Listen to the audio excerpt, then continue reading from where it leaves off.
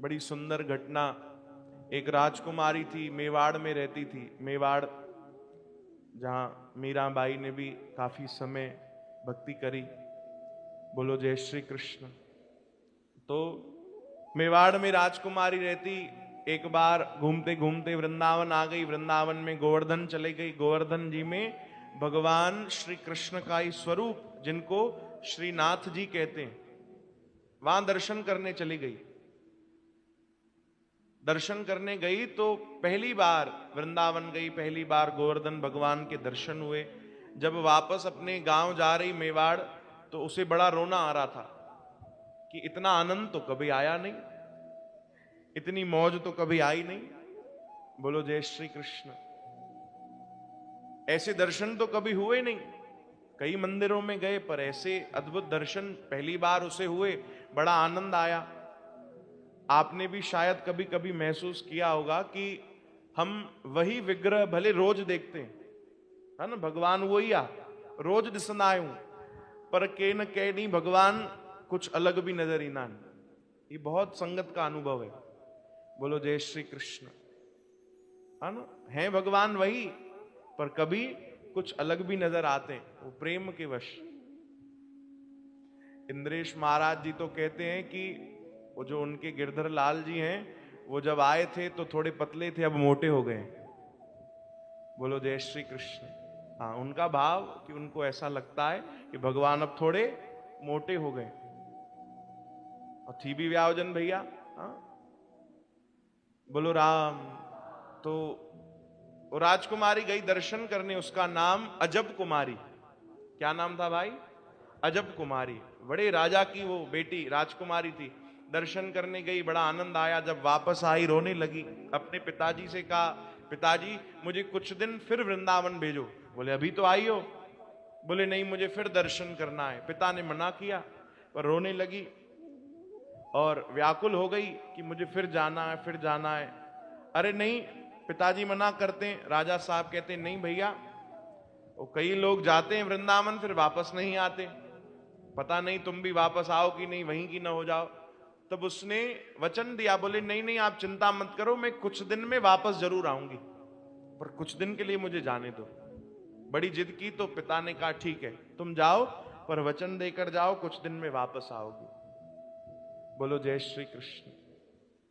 Money मन बहुत प्रसन्न हो गई, खुश हो गई, और मेवाड़ से फिर वृंदावन आई। भगवान श्रीनाथ जी के दर्शन किए। वहां एक पुजारी जी सेवा में थे, उनको हाथ जोड़कर कहा महाराज मैं कुछ दिन यहां रहने आई हूं, मुझे कोई सेवा दे दो। पुजारी जी ने कहा मंदिर में तो केवल यहां पुरुष ही सेवा करते हैं भगवान के श्री अंग की, यहां तो कोई सेवा नहीं। बोले कोई भी सेवा दे दो मैं कर लूंगी, भले थोड़ा दूर रहकर भी कर लूंगी, बस मुझे सेवा दो और ऐसी जगह पर दो कि मैं पूरा समय जो है भगवान को देखते रहूं, दर्शन करते रहूं। तो पुजारी जी ने भाव देखा, उन्होंने कहा ठीक है एक काम करो, तुमको आसपास कोई भी सेवा नजर आती हो तुम कर लो, तुमको कोई मनाही नहीं। बोलो जय श्री कृष्ण। अब प्रेम में तो नियम भी टूट जाते हैं। बोले तुमको कोई मनाही नहीं, जो सेवा तुमको मिल जाए भगवान के आसपास कर लो। अब देखा तो सब सेवा बटी हुई थी, कोई झाड़ू लगा रहा है, कोई पोछा लगा रहा है, कोई भगवान के लिए भोग बना रहा है, कोई भगवान का श्रृंगार कर रहा है। सब सेवाएं बटी हुई, कोई सेवा नजर नहीं आ रही थी। तो उन्होंने क्या किया, एक खेल होता है जिसको कहते हैं चौसर, है ना जी, अजी भाषा में उनके लूडो भी चौना है। बोलो जय श्री कृष्ण। तो एक खेल होता है, वो उसे बड़ा अच्छा लगता था, और राजा महाराजा तो खेलते भी हैं। राजकुमारी को बड़ा अच्छा खेलना भी आता था। तो उसने क्या किया, भगवान के ठीक सामने बैठ गई और एक चौसर का खेल लगा दिया। पुजारी जी ने कहा ये क्या कर रही हो? बोले ये सेवा है। बोले कैसी सेवा? बोले हमने सुना है भगवान को भी ये खेल बड़ा पसंद है, तो मैं खेलूंगी भगवान के सामने। साथ में कौन खेलेगा? बोले भगवान खेलेंगे। बोलो जय श्री कृष्ण। तो वो क्या करती, अपनी बारी भी खुद चलती और भगवान की बारी भी खुद चलती। बड़ा अद्भुत खेल, और कमाल की बात, दोनों बारी खुद ही चलती। पहले खुद को खूब अच्छा खेल लेती, भगवान के तरफ से ठीक ठाक ही खेलती। फिर जब जीतने वाली रहती ना, तो क्या करती, खुद को हरा देती, भगवान को जिता देती। बोलो जय श्री कृष्ण।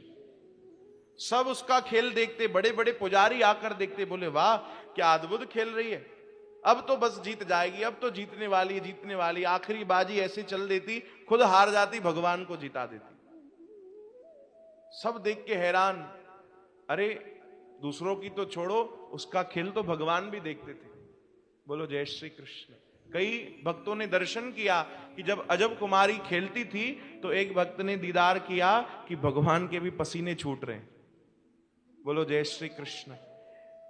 हाँ, भगवान भी देख रहे हैं, अरे अब मैं हार जाऊंगा, अब मैं हार जाऊंगा। फिर आखिरी बाजी चले, खुद को हरा दे, भगवान को जिता दे। तो एक भक्त ने दर्शन किए कि भगवान के तो दांत भी दिख रहे हैं, भगवान हंस रहे हैं कि मैं जीत गया। बोलो जय श्री कृष्ण। खुश हो जाते भगवान। तो किसी ने मना नहीं किया, तुम रोज खेलो।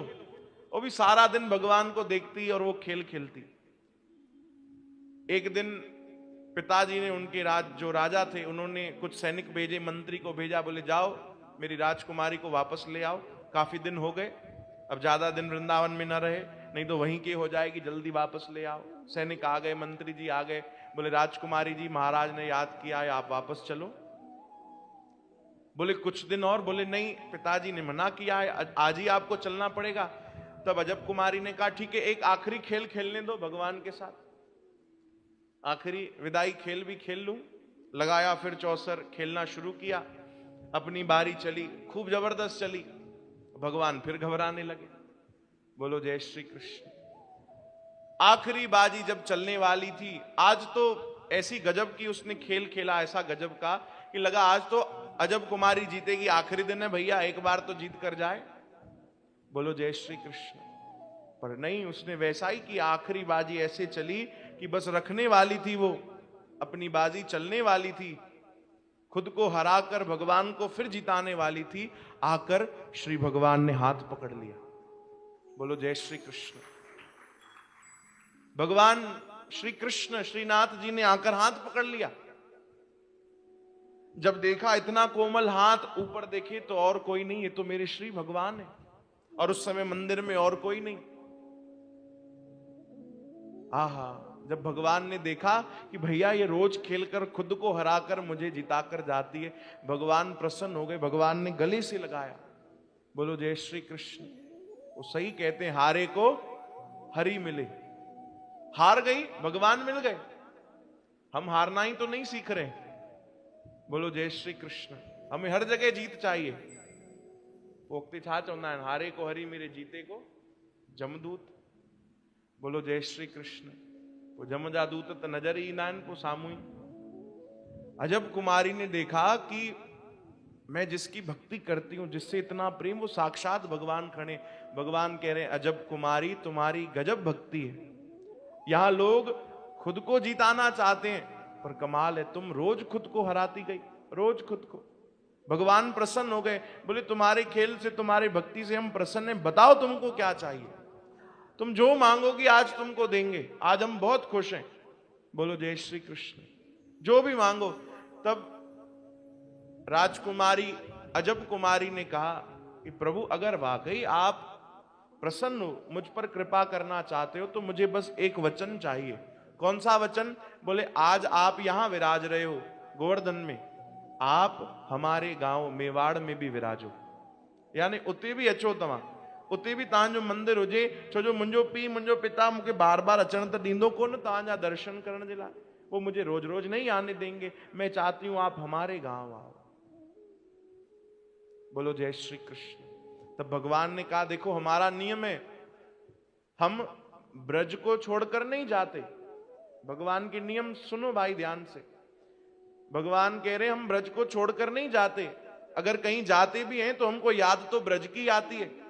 उधो मोहे ब्रज बिसरत नाही, जहां कहीं भी जाए याद तो हमको वृंदावन की आएगी, गोवर्धन की आएगी, बरसाने की आएगी, कैसे छोड़कर जाएं। पर भगवान मुस्कुरा कर कहते तुम्हारा प्रेम ऐसा है कि तुमको हम वचन देते हैं कि तुम्हारे कारण हम मेवाड़ में भी आएंगे। बोलो जय श्री कृष्ण। फिर ऐसा कुछ वहां शासन काल आया, कहते हैं कि जब मुगल शासन हो गया, बड़ी परेशानी होती थी, तो भगवान ने बड़ी सुंदर योजना बनाई। भगवान किसी भक्त के द्वारा गोवर्धन से सीधा मेवाड़ गए। आज भगवान वहीं विराज रहे। अॼु भगवान जो उते ही मंदिर तो जेके चवंदा आहिनि नाथ द्वारा। बोलो जय श्री कृष्ण। श्रीनाथ जी का मंदिर है ये।